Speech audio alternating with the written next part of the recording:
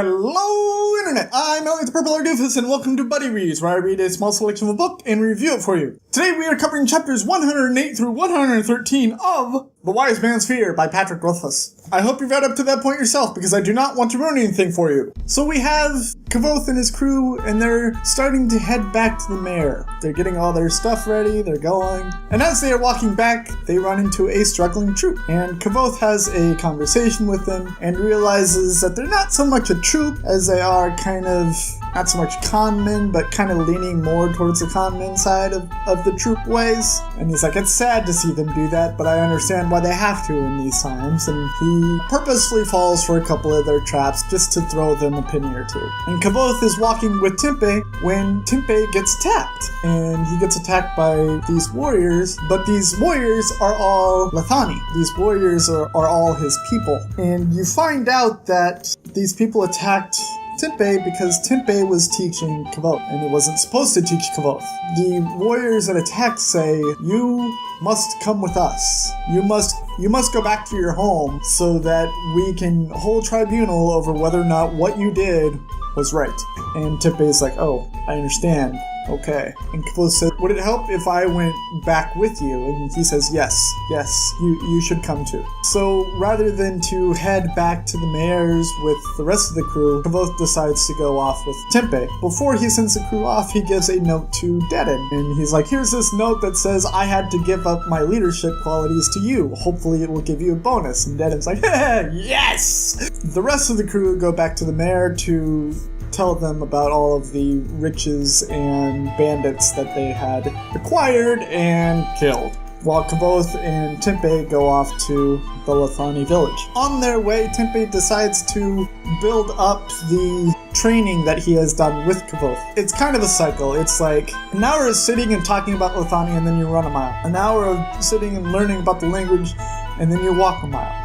And you just keep on doing this over and over and over again. And the first couple days, they get in like 3 sets of these loops, and then Tempe notices that Kvothe is really tired, so it goes back down to 2, but like learning the language turns into fighting spars. And it's just a long training montage, basically. But the main reason that Tempe decides to cut back is because he notices that Kvothe is speaking his language, even though Kvothe doesn't realize it. Tempe is worried about him. They get to the village, and Tempe sits outside the building that he's supposed to hold trial in, and he says, wait here, I go inside, you wait here. And Kvothe is like, okay, and he stands waiting outside, and this older woman approaches. And this older woman says, oh, how do you like our town? How do you like our wall? And Kvothe says, well, it's a beautiful wall. And she's like, beautiful, really? It's strange that you use that word. Why don't you come with me? And Kvothe tries to explain that he's waiting for Tempe, and the woman calls to a boy and sends a boy inside to let them know that she took Kvothe with him. They go along and they're doing a whole bunch of, this is beautiful. Why is this beautiful? Because this is useful. Why is it useful? Because you can use it. Does useful mean that it is beautiful? I don't know. That sort of stuff. For some reason, I'm enjoying it. Probably because it's calming. It's relaxing to read that sort of stuff. But it's not so relaxing that it's boring like it was with the Florian. We find out that the older woman was a woman named Sheehan. I have no doubt in my mind that I am mispronouncing that. It's this woman that was supposed to look after the trial that Tempe is going in for. And she is supposed to decide whether or not Tempe can actually teach Kvothe the Lethani way. And she takes Kvothe back to the courthouse where Tempe is sitting outside, basically like fidgeting, like nervously. One thing I forgot to mention was if Tempe is found guilty, he is ostracized from his village. All of his friends and family can never see him again. And so this is bringing him a lot of stress. Kvothe and the older woman come back, and Tempe is like, oh my god, it's you, and he starts like respectfully either bowing or, showing respect to her. And she is like, please, don't worry, let's go inside, we have work to do. They go inside, and almost immediately she starts grilling Kvothe. She starts testing Kvothe. After the test, there's a conversation with her and the other elders that are looking over whether or not Kvothe is ready. Eventually, it is found that Tempeh is free to live in the city. Tempeh is not ostracized, as he was very worried he would be. And if Kvothe is to continue learning, he is going to need another teacher. There is a meal of celebration. There are many conversations of the other Lithani people around who are trying to decide whether or not this is the right move. Tempeh has to say goodbye to Kvothe. And it's sad, because I kind of enjoyed Tempeh. I think it's because Tempeh, my two favorite characters are Tempeh and Ari, and I think it's because they're more subdued. They're not so much outlandish with their perfectness. The next day, Kvothe wakes up and he finds his new teacher, named Vashet, who is a warrior woman. And he finds that Vashet knows how to speak his language perfectly well. As he is talking to her, she walks around him with a stick and beats him. And she is like, I do not believe that you are here to learn Lithani. I will not teach you Lithani. I will stand here and I will beat you because this is what you deserve, to be beaten. And Kvothe is like, oh, so that's how we're going to play it. And then he has lunch, and while he's having lunch, one of the warriors that had attacked Tempeh comes up and sits down with him. And she says, I don't believe you belong here. I disagree with the old wise woman that said you belonged here. I believe that you deserve to just be in an awful position forever. I believe that you deserve to be ostracized from my city just as much as Tempeh. And Kvothe is like, oh, okay. He goes back after lunch to speak with Vashet, and he's like, before you start beating me again, let me show you something. He shows off his scars to her, and she's like, wow, what are those for? And he's like, I was beaten when I was at the university for doing this, and I got 3 lashes. And she's like, there's more scars for that. There's more scars across your back than 3 lashes would give a person. And he's like, that was just the first time. I was also beaten a second time with 6 lashes. She's like, okay, why are you showing me this? And he's like, I'm showing you this because I want you to know that physical pain will not detract me from what I want. You can beat me all you want, but it's not going to get me to run away. And then he stands and he braces himself for impact. Vashet just kind of says, okay, I'm not going to beat you. Actually, what happens is Vashet breaks the character of the silent, stolid teacher. And she's like, dang it, I can't do it! How did you know? Kvothe is like, well, I didn't really. And she says, so you actually tempted fate? And he's like, well, it was either that or I let you beat me for 6 more days and I wanted to rush things along. She says, okay, I'm not going to beat you.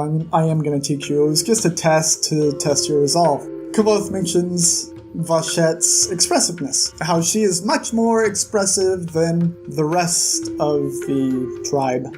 And she's like, that's because this is not my formal language, this is not my first language. I actually know yours first, then this one. And he's like, I like knowing that I have someone here who I can talk to. And she's like, I bet I even know more about your language than you do. And he just kind of bites himself from talking about that. And I'm just kind of like, come on, dude, of course she knows more than you. She knows 3 different languages. Most people that learn our language fluently and don't have to think about what they need to say next know our language better than us.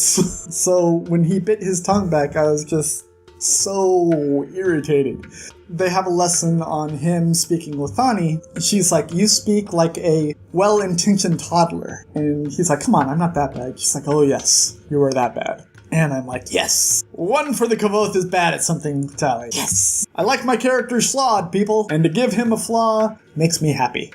And then she's looking over his hands, and she says, your hands are not as hard as most barbarians. Your hands are soft, but also strong. What do you do? And he's like, I'm a student at the university, and I also am a musician. And she just kind of starts laughing.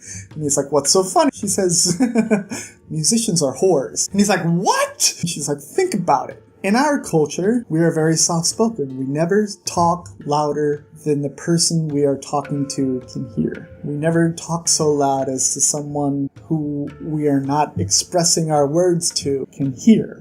We don't show our emotions through sound. We do it through motions and touching. Kvothe is like, yes, but music is beautiful. Music is amazing. Music is awesome. And she says, true, music is also something that you enjoy privately in our culture. Music is something that should be expressed in small groups. where you play it for many. We would play it for few. And Kvothe is like, oh, okay. And eventually he has to give in to the idea that he is just a whore with his music. And that's pretty much where the section ends. I really like the Lethani. I really like the direction the Lethani take and their approach, but I don't think I could read an entire book on the Lethani, so I like that it's just a small section. But the more that Kvothe bends things in his favor, the more I hate him. The more that he's like, I know you're going to beat me for 6 days, so I'm going to trick you into not beating me ever.